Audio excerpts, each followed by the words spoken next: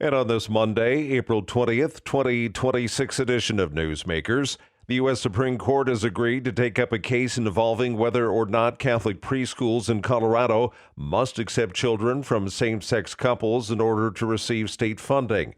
More from Sagar Magani. The schools say the state violated their constitutional rights by barring them from a taxpayer-funded free preschool program because of their admission restrictions on LGBTQ+ families and kids.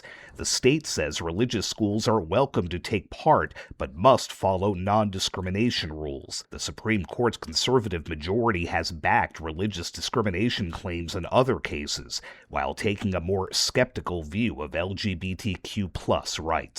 Sagar Magani, Washington.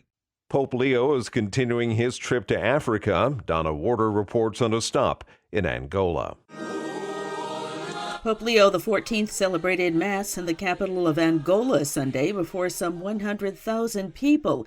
He denounced the exploiting of their people and their mineral-rich land. And the Pope also praised the ceasefire in Lebanon, saying it offers cause for hope and represents a glimmer of relief for the Lebanese people and for the Levant.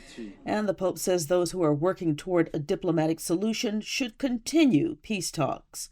I'm Donna Warder. President Trump will read from the Bible this week as part of a nationwide event. The group Christians Engaged asked the president to participate in the America Reads the Bible event. Bunny Pounds is the group's founder and president. It came to us that we needed somebody special to read 2 Chronicles chapter 7 because it's such a critical passage for the body of Christ. It comes at a time where the Israelites were experiencing hardship, and God spoke. And said, if my people that are called by my name would humble themselves and pray.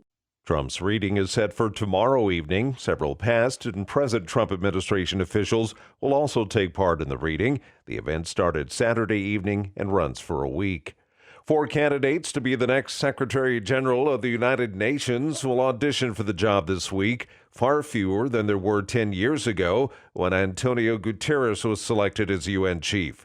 Chile's former president, Michelle Bachelet, is one of 2 women and one of 3 from Latin America. She will be the first to face ambassadors from the UN's 193 member nations tomorrow. But Bachelet already faces U.S. opposition. In a March 25th letter to Secretary of State Marco Rubio, 28 Republican Senate and House members asked the United States to veto Bachelet, calling her a pro-abortion zealot intent on using political authority to override state sovereignty in favor of extreme agendas.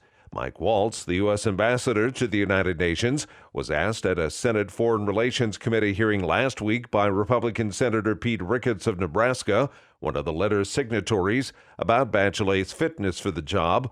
Waltz responded that he wasn't in a position to say whether the U.S. would support or oppose her, but he said, I share your concerns. And that's Newsmakers this Monday, April 20th, 2026 edition. I'm Keith Black.